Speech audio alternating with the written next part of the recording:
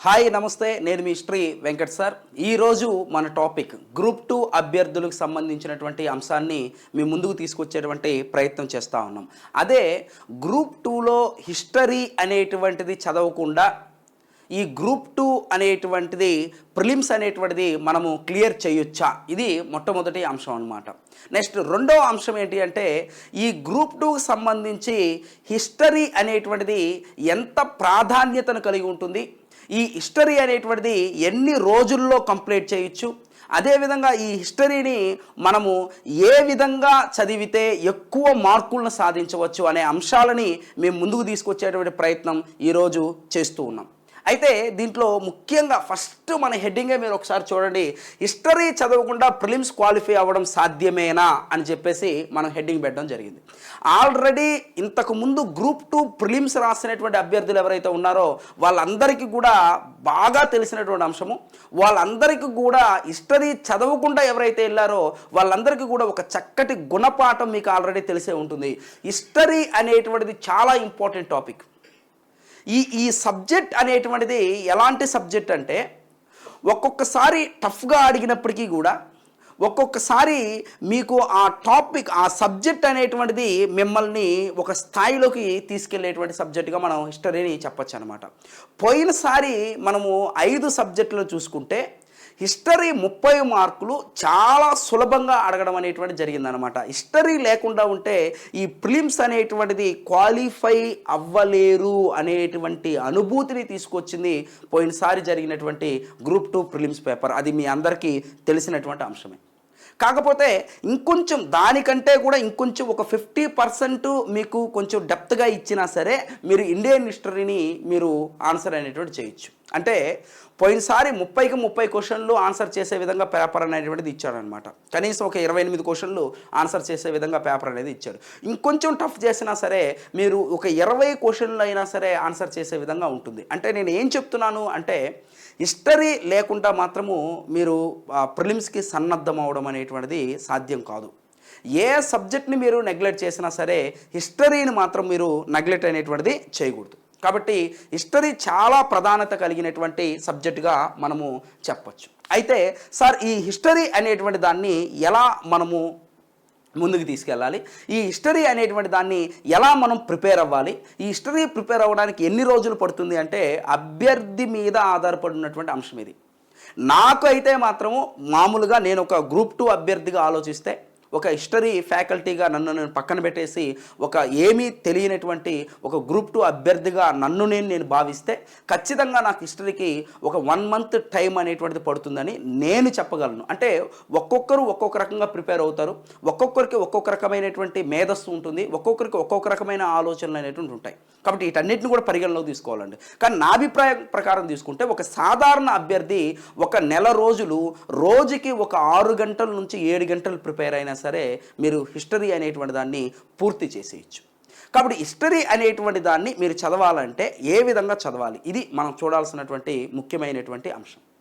ముఖ్యంగా first one మీరు చేయాల్సినటువంటి అంశం ఏంటి అంటే సిలబస్ మీద పూర్తి అవగాహన కలిగి ఉండాలి. అది అందరూ చెప్పేటువంటి అంశమే, మనం కూడా మాట్లాడుతూ ఉన్నాం.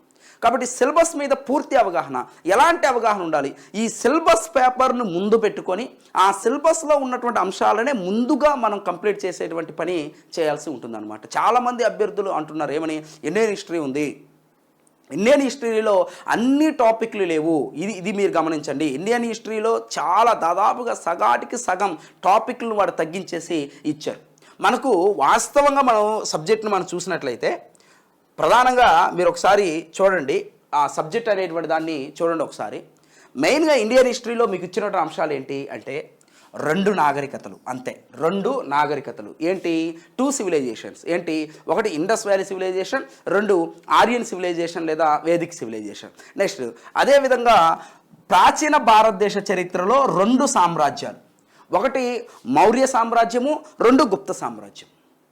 అదేవిధంగా ప్రాచీన భారతదేశ చరిత్రలో 2 మతాలు, ఏంటది, జైన మతము, బౌద్ధ మతం. అయిపోయింది సింపుల్గా.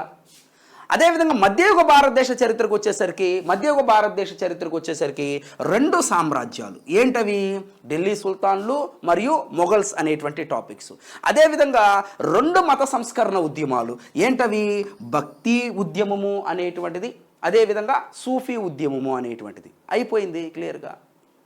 సార్ మరాఠా సామ్రాజ్యం ఎన్ని ఉన్నాయి కదా, అవి కొంచెం పక్కన పెడితే సింపుల్గా మనం చూసినట్లయితే ఇది అయిపోయింది. ఏదైపోయింది ఇక్కడ, మిడివల్ అనేటువంటిది అయిపోయింది. అదేవిధంగా మోడర్న్కి వచ్చేసరికి మోడర్న్లో మనకు ఉన్నటువంటి ప్రధానమైనటువంటి టాపిక్ జాతీయ ఉద్యమము. ఇదే కదా మెయిన్, అంటే ప్రధానమైన అంశాలను తీసుకుంటే జాతీయ ఉద్యమం ఒకటి అయిపోయింది.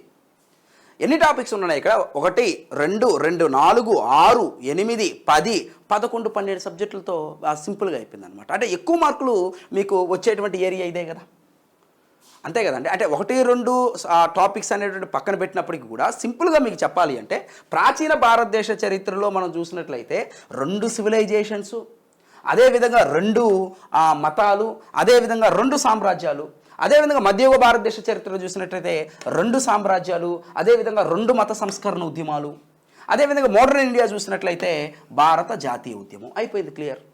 కాబట్టి చాలా లిమిట్ అయినటువంటి సిలబస్ అని చెప్పేసి చెప్పొచ్చు, చాలా తక్కువగా ఉన్నటువంటి సిలబస్ అని చెప్పేసి చెప్పొచ్చు.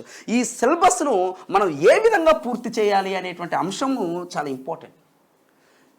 చాలా టెక్నిక్గా చదవాలి, చాలా ప్రీప్లాన్డ్గా చదివితే చాలా ఈజీగా, చాలా అద్భుతంగా మనకు ఈ యొక్క సబ్జెక్ట్ అనేటువంటిది అయిపోతుంది. కాబట్టి సిలబస్ అనేటువంటిది చాలా ఇంపార్టెంట్. సిలబస్ను ముందర పెట్టుకొని దాంట్లో ఉన్న అంశాలను మాత్రమే చదవండి, నెంబర్ 1.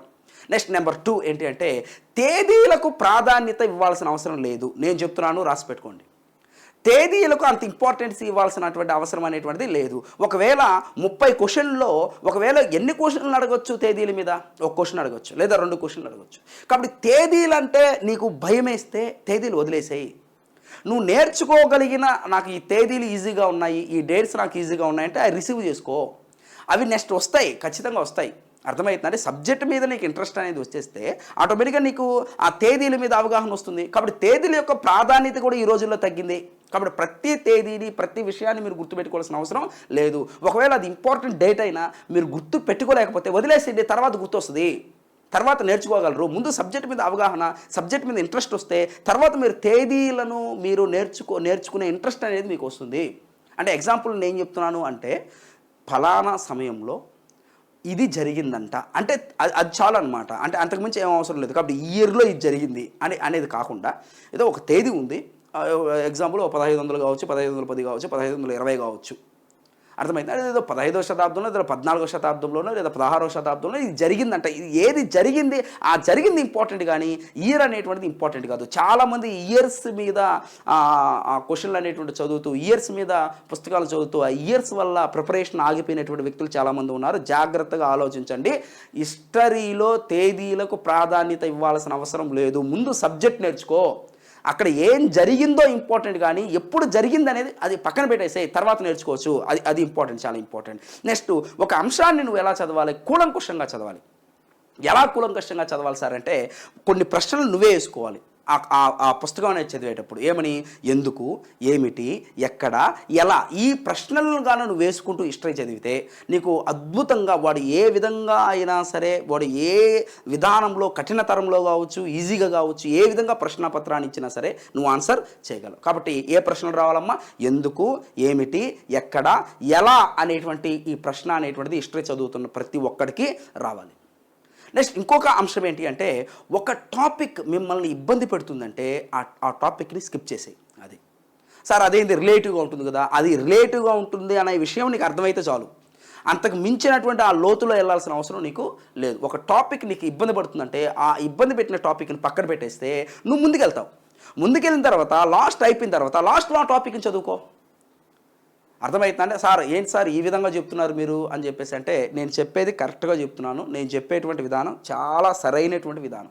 చాలామంది మీకు చెప్తూ ఉంటారు కరెక్ట్గా చదవాలి, వరుస క్రమంలో చదవాలి. అవసరం లేదు.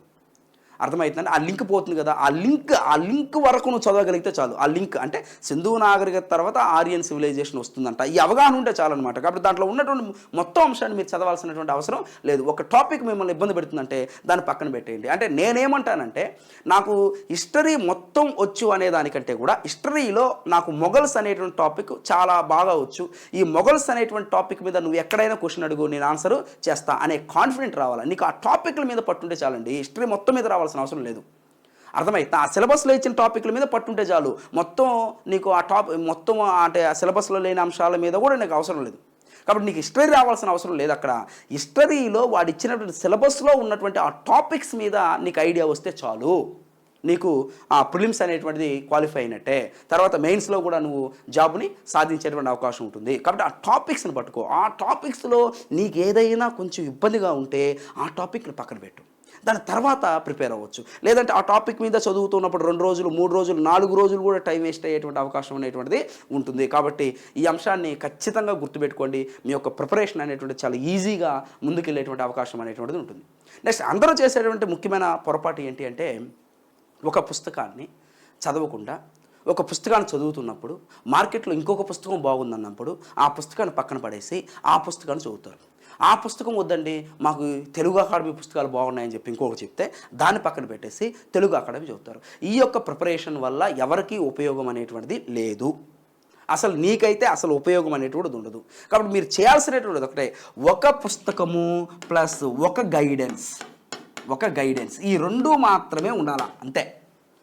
ఒక పుస్తకం నీ చేతిలో ఉండాలి, ఒక వ్యక్తిని మాత్రమే నువ్వు ఫాలో అవ్వాలి. అర్థమైతే ఒక లెక్చరర్నే ఫాలో అవ్వాలి, ఒక హిస్టరీ ఫ్యాకల్టీనే నువ్వు ఫాలో అవ్వాలి, లేదా ఒక ఆన్లైన్ ప్లాట్ఫామ్నే నువ్వు ఫాలో అవ్వాలి. దాన్ని ఫాలో అవుతూ ఒక పుస్తకాన్ని నీ ముందు పెట్టుకుంటే నీకు ఖచ్చితంగా ప్రిపరేషన్ అనేటువంటిది 100% అయిపోతుంది. కాబట్టి ఆ లెక్చరర్ కూడా ఎలా ఉండాలా, ఆ పర్సన్ కూడా ఎలా ఉండాలి అని చెప్పేసి అంటే, ఈ యొక్క అంశాలని కూలంకుషగా ప్రతి అంశాన్ని కూడా ఇంకొకరితో సంబంధం లేకుండా, అదేవిధంగా ఒక పుస్తకంతో సంబంధం లేకుండా నీకు చెప్పగలిగే వ్యక్తి ఉండాలి. అంటే అతన్ని మనం నమ్మితే చాలు మొత్తం సిలబస్ కవర్ అవుతుంది అనేటువంటి ఆ యొక్క పర్సన్ని నువ్వు ఉంచుకోవాలి. ఆ వ్యక్తిని ఎంచుకుంటూనే రెఫరెన్స్ కోసం ఒక పుస్తకాన్ని నీ ముందు ఉంచుకో, అది ఇంపార్టెంట్. రెఫరెన్స్ కోసం నీ ముందు ఒక పుస్తకాన్ని ఉంచుకో, అంతేగాని 10 పుస్తకాలని అదేవిధంగా 10 మంది ఫ్యాకల్టీని మారిస్తే నీకు ఎక్స్పీరియన్స్ వస్తుంది తప్ప నీకైతే ప్రిలిమ్స్ అనేటువంటిది క్వాలిఫై అవ్వడం అనేటువంటిది చాలా కష్టమవుతుంది. కాబట్టి ఈ ఉన్నటువంటి సమయంలో ఎక్కువ ఇన్ఫర్మేషన్, తక్కువ గంటల్లో ఎక్కువ ఇన్ఫర్మేషన్ మీ ముందు పెట్టేటువంటి వ్యవస్థను ఎంచుకో, ఉన్నటువంటి ఆ ప్లాట్ఫామ్ని ఎంచుకో. కాబట్టి నేను చెప్తున్నటువంటి అంశం ఏంటి అంటే, మన యొక్క ఆన్లైన్ ప్లాట్ఫామ్ గ్రూప్స్ అడ్డా ఆన్లైన్ క్లాసెస్ ఒకసారి చూడండి, ఒకసారి యూట్యూబ్లో ఉన్నటువంటి క్లాసెస్ ఒకసారి చూడండి. అదేవిధంగా ఒక్కసారి మీరు ఆ క్లాసెస్ మీరు చూస్తే నేను చెబుతుంది ఎంతవరకు నిజము అనేటువంటి అంశము మీకే అర్థమవుతుంది. కాబట్టి చూడండమ్మా. అదేవిధంగా పుస్తకం కూడా ఎంత పుస్తకం ఉండాలా, 800 పేజీల పుస్తకము 1000 పేజీల పుస్తకము చదవాల్సిన అవసరం లేదండి. దాదాపుగా మీకు ఈ గైడెన్స్ ఈ యొక్క వ్యక్తి నుంచి ఎక్కువగా మీకు నాలెడ్జ్ అనేది వస్తుంది. కాబట్టి దానితో పాటుగా ఒక 300 పేజీల పుస్తకం ఉంటే సరిపోతుంది. దాదాపుగా ఒక 250 నుంచి 350 మధ్యలో ఒక 300, 320, 330 పేజీల పుస్తకం ఉంటే చాలండి. అంతకుముందు పెద్ద పుస్తకం అవసరం లేదు. ఇది కూడా ఎందుకు పెట్టుకోమంటున్నాం, మేము రిఫరెన్స్ కోసం పెట్టుకోమంటున్నాం అంతే. అర్థమవుతుందా? మీకు దాదాపుగా ఇక్కడే మీకు ఒక 80% అనేటువంటిది అయిపోతూ ఉంది. ఇక్కడ మీకు ఈ పుస్తకం రిఫరెన్స్ కోసం ఏదైనా ఒక 2 పాయింట్లు 3 పాయింట్లు మిస్ అయితే ఆ 20% ఇక్కడ కవర్ అవుతుంది అంతే, క్లియర్. కాబట్టి ఒక పుస్తకాన్ని ఒక లెక్చరర్ని మాత్రమే ఫాలో అవ్వాలి. ఇది మనం చూడాల్సినటువంటి ముఖ్యమైనటువంటి అంశం. నెక్స్ట్ ఇంకొక ముఖ్యమైన అంశం ఏంటంటే, హిస్టరీ అనగానే చాలామంది ఏం చేస్తారంటే రాజకీయ చరిత్రకు ప్రాధాన్యత ఇస్తూ వెళ్ళిపోతుంటారు అనమాట. అంటే ఇతను వచ్చాడు, ఇతను భార్య ఈమె కోసం యుద్ధాలు జరిగాయి, అదేవిధంగా ఇతను ఈయనతో యుద్ధం చేశాడు, ఇతను ఈ రోజులో సింహాసనాన్ని అధిష్ఠించాడు, అంటే ఈ విధంగా రాజకీయ చరిత్ర మీదే మనకు ఫోకస్ చేస్తూ ఉంటారనమాట. రాజకీయ చరిత్రే మనకి చాలా ఇంట్రెస్ట్గా కూడా ఉంటుంది. కానీ ఇంట్రెస్ట్గా ఉన్నంత మాత్రాన మార్కులు దాని నుంచి రావాలనేటువంటి విధానం కూడా లేదు. కాబట్టి రాజకీయ చరిత్రను చదువుతూనే ఎక్కువ ఇంపార్టెన్స్ దేనికి ఇవ్వాలా, సామాజిక సాంస్కృతిక చరిత్రకి ఇవ్వండి. చాలా ఇంపార్టెంట్ ఇది. సామాజిక సాంస్కృతిక చరిత్ర మీదే ప్రశ్నలు అనేటువంటివి ఈ మధ్య అడుగుతూ ఉన్నాడు. ఈ మధ్య మనం ప్రశ్నాపత్రాలని మీరు గమనించినట్లయితే సాహిత్యం మీద క్వశ్చన్లు అనేటువంటి అడుగుతూ ఉన్నాడు. అదేవిధంగా పరిపాలన మీద, ఆ యొక్క ఉద్యోగుల మీద, అంటే ఆ కాలంలో ఉన్నటువంటి ఉద్యోగుల మీద, అదేవిధంగా ఆ కాలంలో ఉన్నటువంటి వాస్తు శిల్పకళల మీద, ఆ కాలంలో ఉన్నటువంటి పెయింటింగ్స్ మీద, వీటి మీదే మనకు క్వశ్చన్స్ అడుగుతా ఉన్నాడనమాట. మన ప్రిలిమ్స్ చూసినట్లయితే మొఘల్స్ మీద ఒక క్వశ్చన్ అడిగింది, పెయింటింగ్స్ మీద అడిగాడు ఒక క్వశ్చన్. అంటే హుమయూన్కి సంబంధించి ఒక పెయింటర్స్ గురించి మనకు క్వశ్చన్ అనేటువంటిది అడిగాడు. అదేవిధంగా బాగజ్ కోయి ఇన్స్క్రిప్షన్, ఆర్యుల కాలంలో బాగజ్ కోయి ఇన్స్క్రిప్షన్ మీద ఒక క్వశ్చన్ అడిగాడు. అదేవిధంగా హర్షుడు రాసినటువంటి పుస్తకాల్లో కానిదేది అని అడిగాడు. ఇదంతా సాహిత్యానికి సంబంధించిన అంశాలే, పెయింటింగ్కి సంబంధించిన అంశాలే. ఇలాంటి క్వశ్చన్ల మీదే వాడు ఫోకస్ చేస్తాడు, ఇలాంటి అంశాల మీద వాడు ఫోకస్ చేస్తాడు. కాబట్టి సామాజిక సాంస్కృతిక చరిత్రను, ఆర్థిక చరిత్రను, వీటికి ఇంపార్టెన్సీ అనేటువంటిది ఎక్కువ ఇవ్వండి. పొలిటికల్ హిస్టరీని కొంచెం ప్రాధాన్యత తగ్గిస్తూ దీనికి ప్రాధాన్యత పెంచుకునేటువంటి ప్రయత్నం అనేటువంటిది చేయాలి. ఇది చాలా చాలా చాలా ఇంపార్టెంట్ అయినటువంటి అంశంగా మనము తీసుకోవచ్చు అన్నమాట. కాబట్టి అందరు అభ్యర్థులు నేను చెప్తున్న అంశం ఏంటంటే, ఇప్పుడు నేను చెప్పినటువంటి ఈ అంశాలను మీరు క్లియర్గా ఫాలో అయితే మీకు ఖచ్చితంగా ఇండియన్ హిస్టరీ అనేటువంటిది చాలా ఈజీ అయిపోతుంది, చాలా చాలా అద్భుతంగా కూడా అనిపిస్తుంది అనమాట. కాబట్టి ఈ అంశాలను మీరు ఫాలో అవుతూ ముందుకెళ్తే 30 మార్కులు సాధించడం అనేటువంటిది చాలా చాలా చాలా ఈజీ. కాబట్టి ఇంకొక ముఖ్యమైన అంశాన్ని కూడా నేను చెప్తా ఉన్నాను అనమాట. ఎంచుకునేటువంటి ఫ్యాకల్టీ మీద కూడా మీ యొక్క విజయం అనేటువంటిది ఆధారపడి ఉంటుంది. అంటే ఒక ఫ్యాకల్టీ అనేటువంటి వ్యక్తి ఉన్నటువంటి ఒక పాయింట్ మాదిరిగా చెప్పకుండా ఆ పాయింట్ని విశ్లేషిస్తూ చెప్పేటువంటి ఫ్యాకల్టీ మీ దగ్గర ఉన్నారా, ఇది మీరు చూడాల్సినటువంటి ముఖ్యమైన అంశం. అలాంటి ఆన్లైన్ ప్లాట్ఫామ్ని మీరు ఎంచుకుంటున్నారా, లేదా అలాంటి ఆన్లైన్ క్లాసెస్ అనేటువంటిది మీరు ఎంచుకుంటున్నారా? కాబట్టి ఒక్కసారి మీరు ఆలోచించండి. కాబట్టి ఒక పాయింట్ ఎక్స్ప్లెయిన్ చేసేది అనే అంశం కాదు ఇక్కడ. ఎందుకంటే పాయింట్ అనేటువంటిది మనకు బుక్కుల్లో కూడా దొరుకుతుంది కదా, పుస్తకంలో కూడా మనకు లభిస్తుంది కదా ఆ యొక్క అంశం అనేటువంటిది. కాబట్టి ఈ యొక్క పుస్తకంలో లభించేటువంటి అంశం కాకుండా దాన్ని విశ్లేషణాత్మకంగా చెప్పేటువంటి ఫ్యాకల్టీ, విశ్లేషణాత్మకంగా వివరించేటువంటి ఆ ఫ్యాకల్టీ. అదేవిధంగా చూడండి, క్వశ్చన్ పేపర్ చూడగానే మీకు ఆ యొక్క ఫ్యాకల్టీ అనేటువంటి వ్యక్తి గుర్తుకు రావాలి. కాబట్టి అలాంటి ప్లాట్ఫామ్ని ఎంచుకోండి. మన క్లాసెస్ కూడా అదే విధంగా ఉంటాయని చెప్పేసి మనం చెప్తా ఉన్నాం. కాబట్టి గ్రూప్స్ అడ్డా ఆన్లైన్ క్లాసెస్ని ఒక్కసారి మీరు విజిట్ చేయండి. మేము చెబుతున్నది దాదాపుగా చాలా తక్కువ అనేటువంటి ఫీలింగ్ మీకు వస్తుంది, అర్థమవుతుందండి. కాబట్టి ఈ యొక్క ఇండియన్ హిస్టరీ అనేటువంటిది ఇలా ప్రిపేర్ అవ్వాలి. ఇంకొక ముఖ్యమైన అంశం ఏంటి అంటే, ఇండియన్ హిస్టరీ ప్రిపేర్ అవుతూనే ప్లస్ మీరు టెస్టులు కూడా రాయాలండి. అంటే క్లాస్ వినాలి, క్లాస్ విన్న తర్వాత పుస్తకాన్ని ఒకసారి రిఫర్ చేసుకోవాలి, రిఫర్ చేసిన తర్వాత టెస్ట్ అనేటువంటిది కూడా ఒకటి రాయాలి. కాబట్టి ఈ టెస్టులు ఎక్కువ, నువ్వు ఎప్పుడైతే టెస్టుల మీద ఎక్కువ ఫోకస్ చేస్తావో, నువ్వు ఎంత చదివావు, నీకు ఎంత గుర్తుంది అనే అంశము ఆ టెస్ట్లే నేను డిసైడ్ చేస్తాయి. కాబట్టి మనము ఆన్లైన్ క్లాసెస్లో, గ్రూప్స్ అడ్డా ఆన్లైన్ క్లాసెస్లో టాపిక్ అయిపోయిన వెంటనే ఒక టాప్ 20 క్వశ్చన్స్, టాప్ 30 క్వశ్చన్స్, అదేవిధంగా ప్రీవియస్ క్వశ్చన్లు కూడా కొన్నిటిని ఎక్స్ప్లెయిన్ చేయడం అనేటువంటిది జరిగింది. వాటిలో కొన్ని క్వశ్చన్స్ని మీకు యూట్యూబ్లో కూడా ఇవ్వడం జరిగింది. ఆ యూట్యూబ్లో మళ్ళీ కూడా మీకు క్వశ్చన్స్ పెడతాము. అదేవిధంగా అంటే అన్నిటినీ మేము యూట్యూబ్లో పెట్టలేకపోవచ్చు, కానీ మీరు ఆన్లైన్ క్లాసెస్లో మాత్రము టాపిక్ అయిపోయిన వెంటనే ఒక 20 క్వశ్చన్లు, టాపిక్ అయిపోయిన వెంటనే ఒక 30 క్వశ్చన్లు, దాంట్లో ఇంపార్టెంట్ క్వశ్చన్స్ ఉంటాయి. అదేవిధంగా దాంట్లో ప్రీవియస్ క్వశ్చన్స్ కూడా ఉంటాయి అన్నమాట. వాటిని ఎక్స్ప్లెయిన్ చేసుకుంటూ నెక్స్ట్ టాపిక్లోకి వెళ్ళడం అనేటువంటిది జరుగుతాం. కాబట్టి నేను చెప్పినటువంటి విధంగా మీరు ఇండియన్ హిస్టరీని ప్రిపేర్ అయితే 100% అనేటువంటిది 30కి 30 మార్కులు సాధించేటువంటి అవకాశం అనేటువంటిది ఉంటుంది. కాబట్టి మీకు ఏదైనా సందేహాలు ఉంటే కామెంట్ చేయండి. మీరు కామెంట్ చేసిన తర్వాత మేము వాటిని చూసుకొని మళ్ళీ దాని మీద ఇంకొక వీడియో చేసేదానికి కూడా ఆస్కారం అనేటువంటిది ఉంటుంది. ఓకేనా? ఉంటాను. నేను మీ శ్రీ వెంకట్ సార్.